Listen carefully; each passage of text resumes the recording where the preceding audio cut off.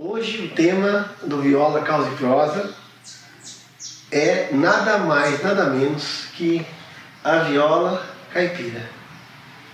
E quem melhor para falar da viola caipira que Ivan Vilela, que é compositor, arranjador, pesquisador e professor violeiro brasileiro, meu mestre, Ivan Vilela.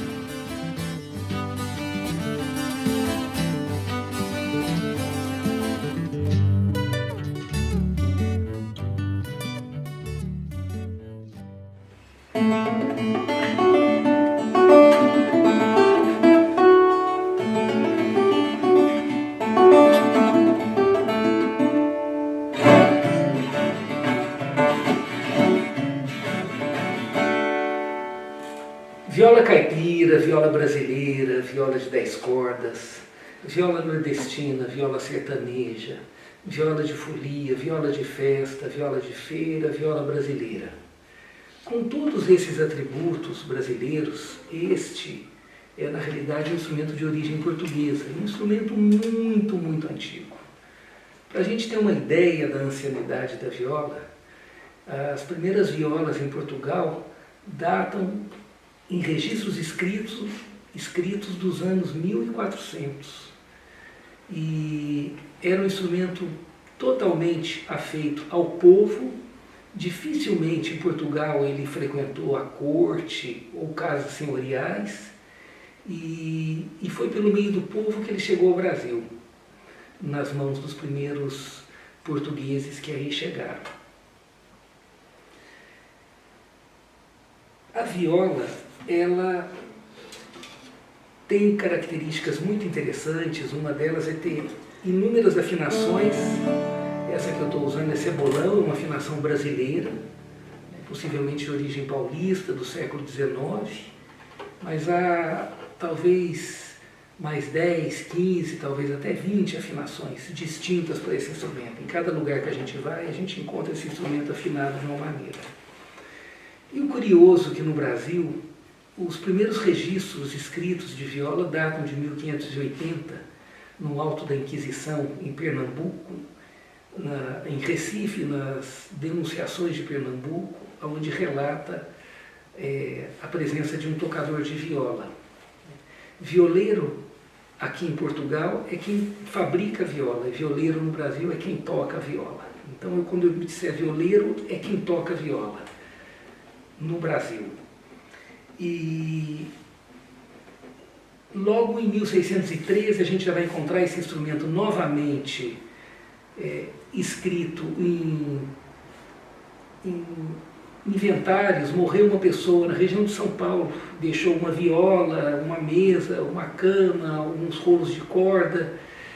E esse instrumento, então, desde cedo, ele está identificado com o povo simples do Brasil. E uma maneira interessante da gente observar isso é que a maioria dos viajantes que passaram pelo Brasil a partir do final dos anos 1700 e sobretudo nos anos 1800, viajantes europeus que vinham e escreviam e desenhavam cenas, sempre que a gente olhar uma cena, quer seja do Rugendas, do Debré, do Turim, do Florence, nós vamos ver essa viola na mão de gente simples. Normalmente, quando é alguém da elite que aparece tocando, ela está tocando um instrumento redondo, que é uma bandurra ou uma bandola.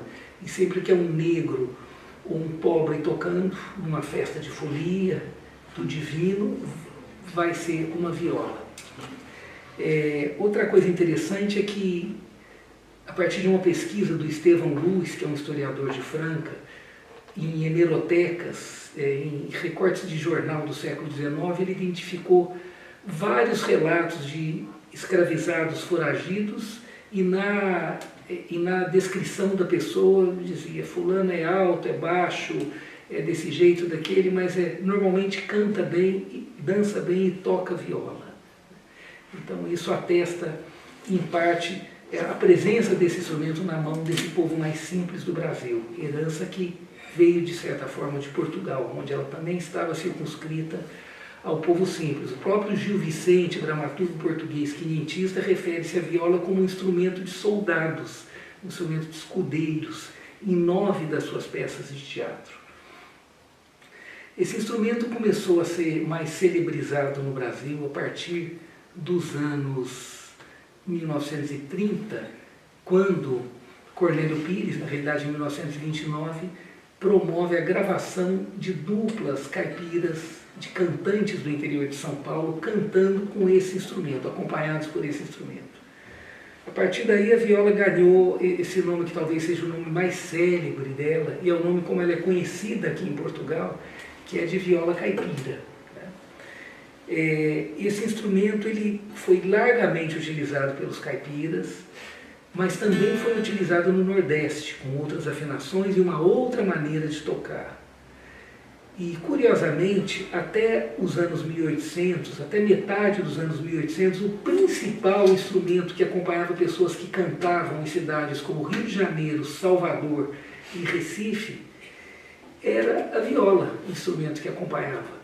Então, é uma coisa para a gente já pensar que a viola ela não é só caipira, né? Não existe só um jeito de tocar, existem várias maneiras. E antes dela ser propriamente caipira, que a gente começa a entender que a apropriação e criação desse repertório caipira deu-se na segunda metade do século XIX, é importante a gente perceber, dos anos 1800, né? É importante a gente perceber que esse instrumento já era tocado em cidades, com outros tipos de música. Né? E isso é curioso porque a gente começa a perceber que a viola, ao mesmo tempo que ela foi criando raízes, ela foi tendo asas também, como a gente vê hoje na mão de inúmeras pessoas. O que é curioso é que, a partir dos anos 1970, esse instrumento, na realidade em 60, 67, ele começa a sair um pouco das mãos apenas dos tocadores caipiras e começa a se celebrizar dentro do seio da chamada música popular brasileira.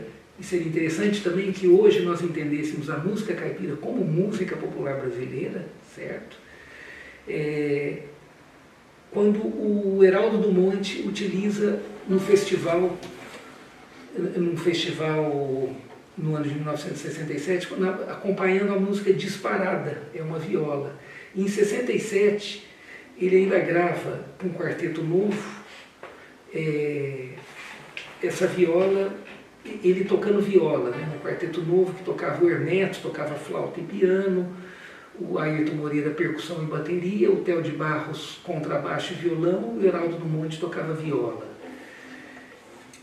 Agora foi nos anos 1970, marcadamente em 1976, que o Renato Andrade, que era um violinista, pega a viola e começa a levar, com o apoio do Guerra Peixe, do maestro Guerra Peixe, compositor que escreveu várias adaptações de arranjos para as músicas do Renato e orquestras, acompanhados de orquestras.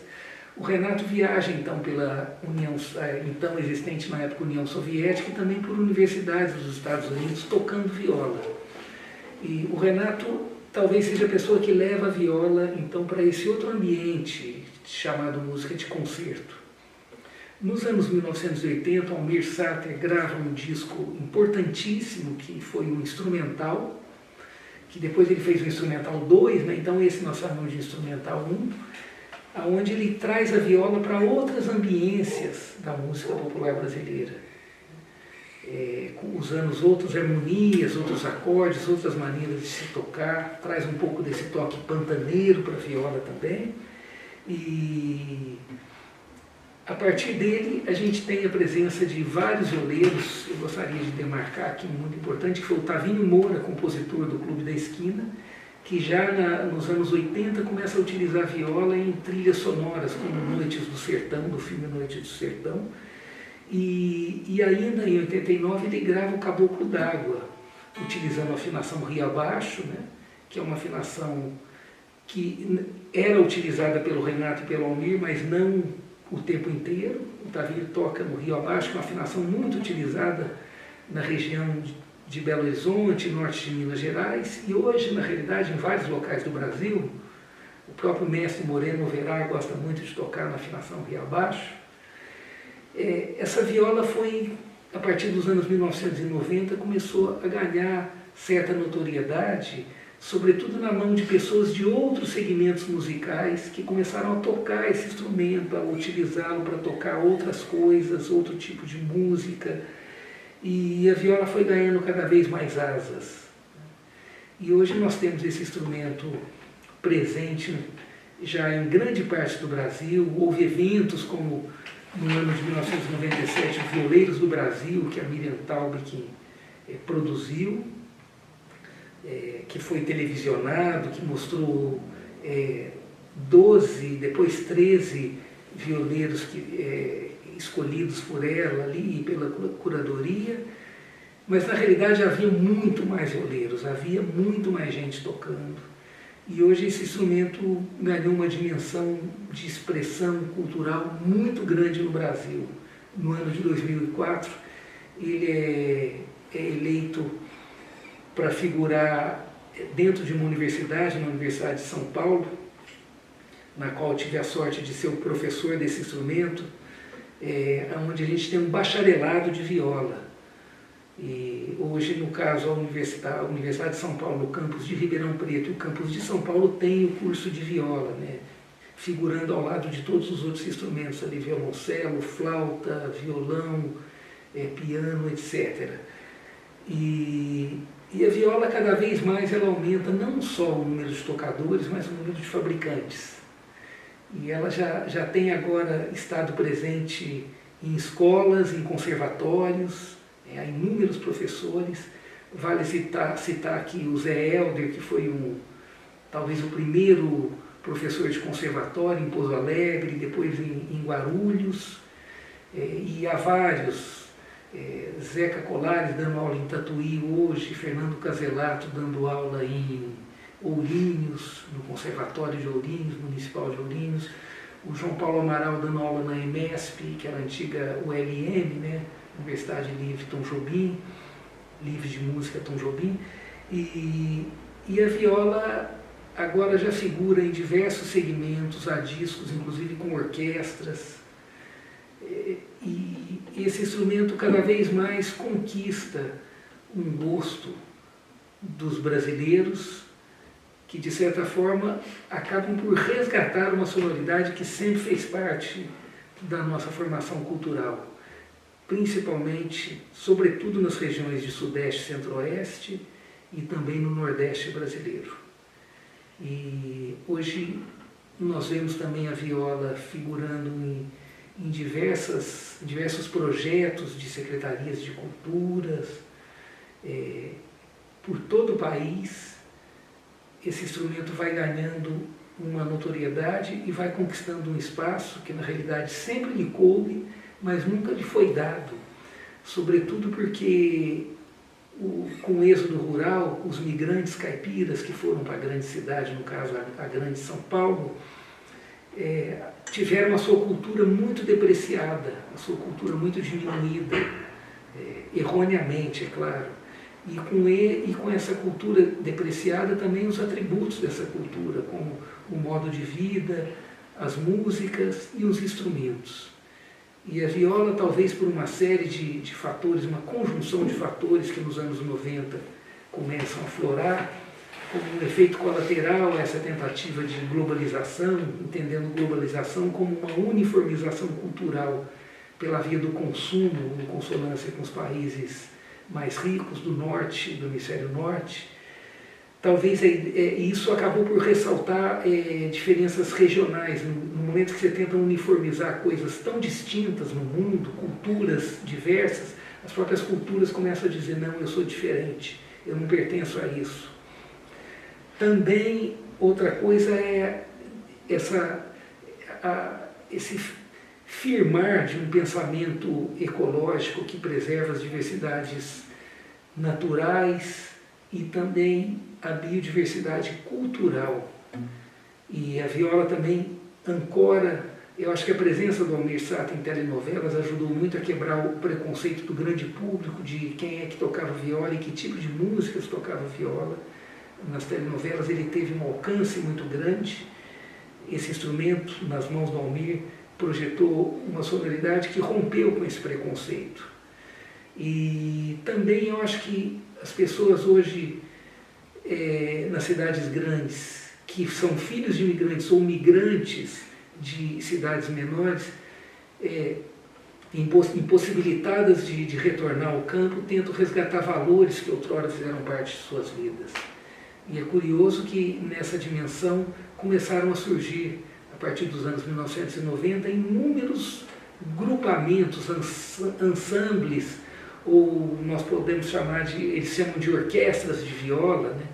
Grupos de tocadores de viola. Há mais de 150 desses grupos só no estado de São Paulo, Minas Gerais também há muitos e muitos grupos, e isso tem aumentado. Progressivamente a gente percebe que tem aumentado a quantidade desses grupos, e é curioso que são pessoas que têm níveis de escolaridade muito distintos, nível socioeconômico muito distinto, né, faixas muito distantes, e também uma faixa etária que vai de crianças até velhos tocando o instrumento. Pessoas que dificilmente se encontrariam por outras vias em suas vidas, por terem valores às vezes muito distintos, acabam encontrando não só na viola, mas na celebração das histórias contadas pelas músicas caipiras, valores que talvez seja importante a gente resgatar. Uma coisa maravilhosa que tem acontecido com esse instrumento é que agora as mulheres começaram a tomar posse da viola e a tocar viola de uma maneira notável. E um instrumento que sempre esteve circunscrito basicamente às mãos dos homens. Vamos só lembrar da Helena Meirelles, que talvez tenha sido a grande violeira aí, que deixou marcada a sua presença já nos anos 1990, né, tocando viola. As mulheres agora, de norte a sul do Brasil, começam a ocupar um espaço que lhes cabe. E é muito bonito a gente ver que elas trazem uma outra musicalidade, uma outra sensibilidade para olhar o instrumento, para tocar o instrumento e para compor e cantar com o instrumento. E é muito importante que os homens reconheçam o trabalho dessas mulheres e respeitem. Eu tenho ouvido relatos de inúmeros preconceitos quando se vê uma mulher tocando viola, como se a mulher não pudesse tocar viola. E isso é uma tremenda bobagem, e as pessoas que manifestam isso, elas no fundo estão mostrando mais o quanto são pequenas do que gostariam de parecer grandes. Preconceito em música não serve para nada. Então é muito importante que agora nós abramos espaços para essa corrente maravilhosa que vem, que a gente tem chamado das violeiras do Brasil. Viva as mulheres violeiras! Vale lembrar que no início do século XX, um pesquisador chamado Oliveira Viana, dentro do seu universo, ele faz uma análise dos tipos rurais do Brasil e ele vai determinando atributos para esses tipos. E no caso, o caipira, que eu procuro entender isso como uma característica dos camponeses brasileiros. Ele tem 4 valores, que é a solidariedade, a fidelidade à palavra dada, porque no mundo que não tem escrita, a palavra tem muito valor, muito ligada à honra, à verdade, a honestidade e a independência moral. Então são 4 valores presentes no cotidiano camponês, que foram celebrados em músicas caipiras e hoje estão sendo resgatados aí por essas orquestras, que mais do que só tocar viola também resgatam esses valores. E esse instrumento tem uma coisa muito bonita, que é um instrumento que nós chamamos de identitário, porque ele está muito ligado à formação cultural de algumas culturas do Brasil, pensando sempre no Brasil como um país multicultural, né, com muitas culturas brasileiras. A viola expressa, em parte, algumas ou muitas das manifestações folclóricas ligadas às expressões culturais do povo brasileiro, e é bonito a gente ver esse instrumento agora sendo reconhecido em todos os segmentos. E no fundo a viola, que sempre esteve cheia de raízes, agora vive cheia de asas.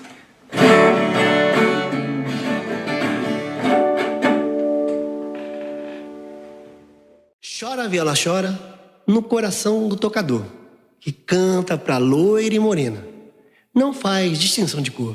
Chora a viola, chora, teu ponteio aqui festeja. É certo que da viola nasceu a música sertaneja, que hoje a tem esquecido, ó, a tem deixado de lado.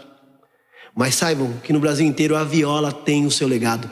Chora a viola, chora de norte a sul do meu país, brotando da alma do povo a nossa música raiz. Chora, viola, chora, do divino ao santo reis, que Jesus Cristo e São Gonçalo abençoe a viola outra vez. Onde mais encontra a viola que nos braços de um tocador, que canta nossa terra em prosa, fazendo versos pra morena flor. E é na casa de gente boa que se abre 6 de janeiro, com a mesa farta e bebida, foliões tocam pro festeiro.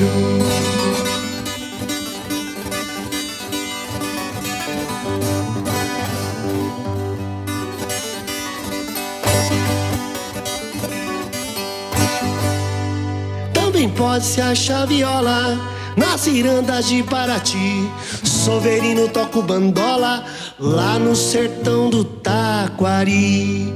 Subindo depois em Cunha, mato dentro foi visitar um tal violeiro novo, em São Luís foi tocar.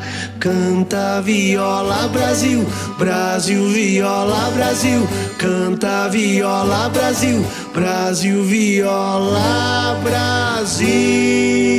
Ei, Brasil!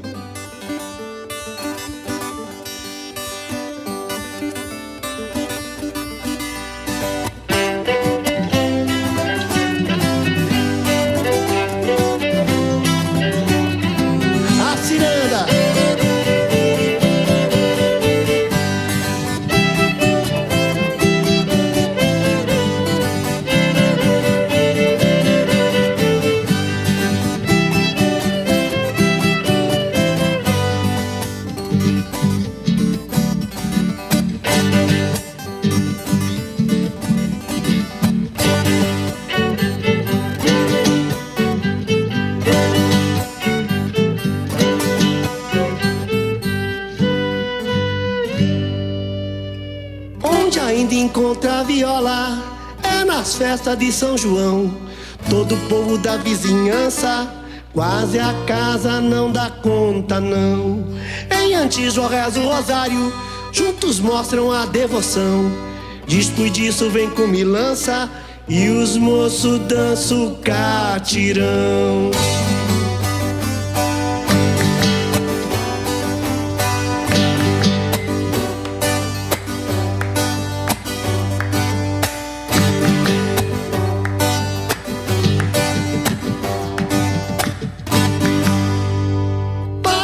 Para não viola, Mato Grosso tem em Goiás, tem folia, ponteio, chora, chora, lá nas roças de Minas Gerais.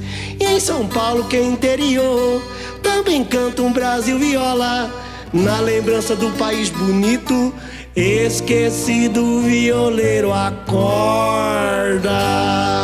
Canta viola Brasil, Brasil viola Brasil. Canta viola Brasil, Brasil viola Brasil.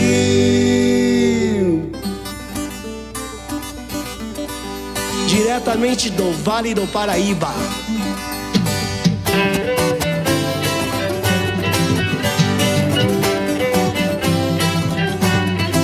A ciranda.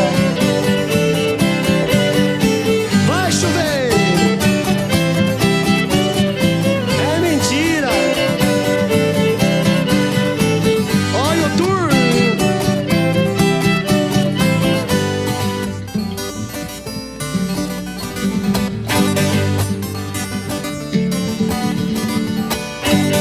Canta viola Brasil, Brasil viola Brasil. Canta viola Brasil, Brasil viola Brasil.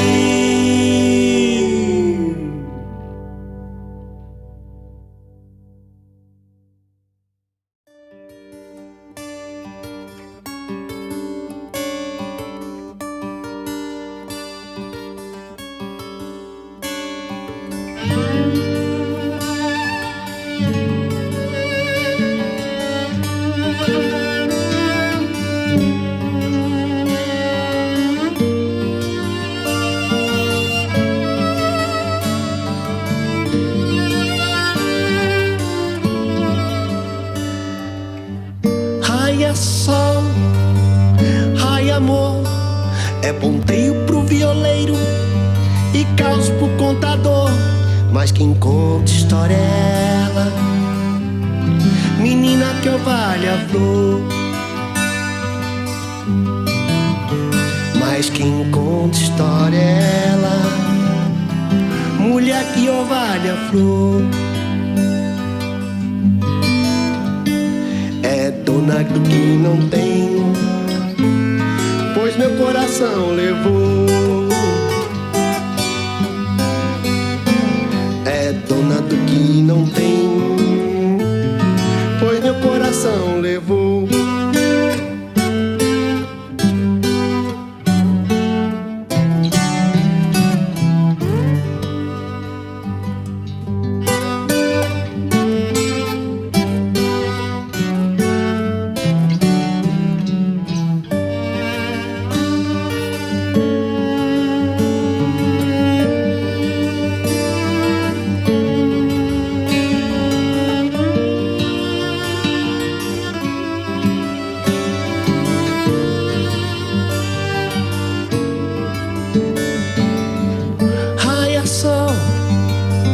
Ai amor, é ponteio pro violeiro e caso pro contador, mas quem conta história é ela, menina que orvalha a flor. Mas quem conta história é ela, mulher que orvalha a flor. Essa história vem de duas bocas, dois coração trovador. Essa história vem de duas bocas, dois coração trovador.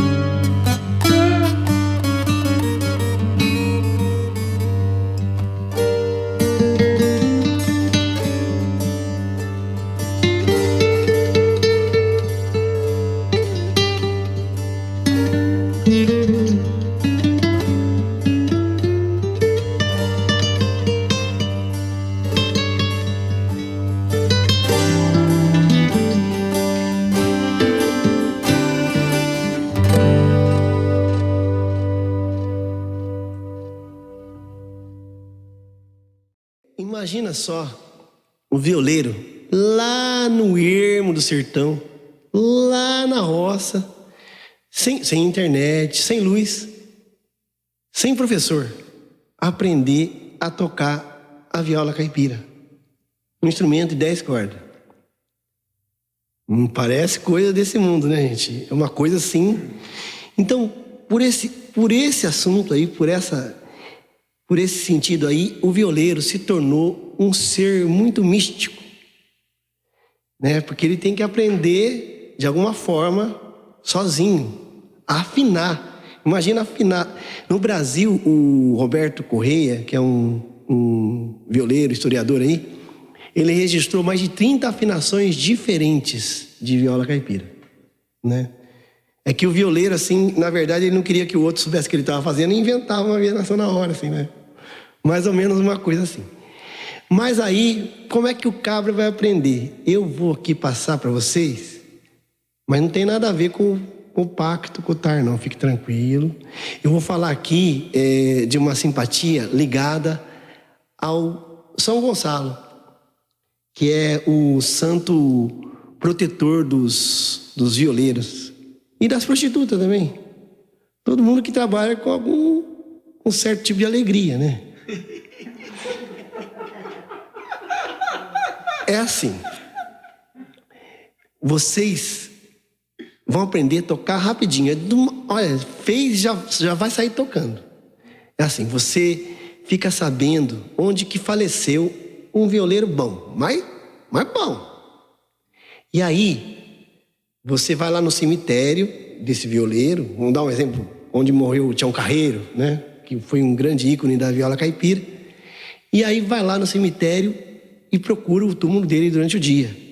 Você leva lá, deixa um vaso de flor, um lenço, uma homenagem para o túmulo, mas ao mesmo tempo é uma marca. Porque sexta-feira, meia-noite, você vai voltar lá sem vela e sem lanterna. Na lua cheia fica mais clarinho, mas o medo é o mesmo, sabe? O medo é o mesmo. Aí você acha que vai estar com as portas do cemitério abertas meia-noite? Não. Tem que chegar um pouquinho antes da meia-noite, tem que levar a viola já, né? Isso já tem que estar com a viola. Não pode estar de chapéu, viu, gente? Porque cemitério é lugar sagrado e a gente tem que ter respeito. Então, você tem que pular, mas não pula o muro. Não pula o muro. Eles estão colocando caco de vidro agora no muro de cemitério, gente. Machuca tudo a mão. Experiência própria. Aí, às vezes dá sorte de estar um velório no dia, né? Aí você já o portão está aberto. Mas meia-noite está difícil de acontecer essas coisas, né?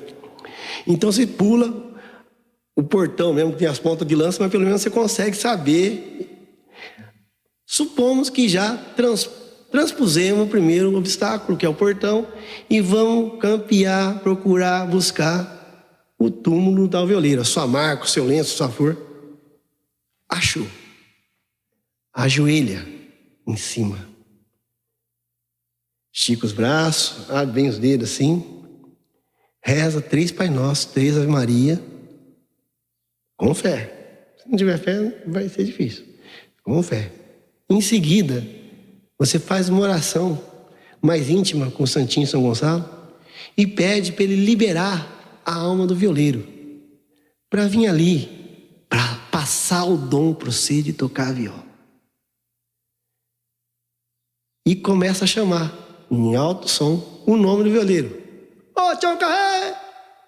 Tião Carreiro! Nisso, vai vir uma ventarolinha, você vai sentir um friozinho na espinha. Que não é nada mesmo, porque logo após isso, logo em seguida, uma mão gélida vai estalar dedo por dedo da sua mão direita e dedo por dedo da sua mão esquerda. É a alma do violeiro que vem ali passar o dom para você tocar viola. Se não infartar aí, a gente estamos indo bem. Certo? Aí vai ter mais outra ventarolinha, a alma foi embora, passamos por mais essa. Então a gente reza de novo, 3 Pai Nosso, 3 Ave Maria, e agradece o Santinho São Gonçalo por ter liberado a alma do violeiro, para ter ido ali passar o dom para você de tocar a viola. E agradece a alma do violeiro, o violeiro, por ter tomado o tempo dele. Eu não sei se ele estava no céu, no purgatório ou no inferno, mas ele foi lá e cumpriu a parte dele. Passou o dom para vocês de tocar a viola. Em seguida, você pega a violinha e diz assim: valei-me, meu São Gonçalo.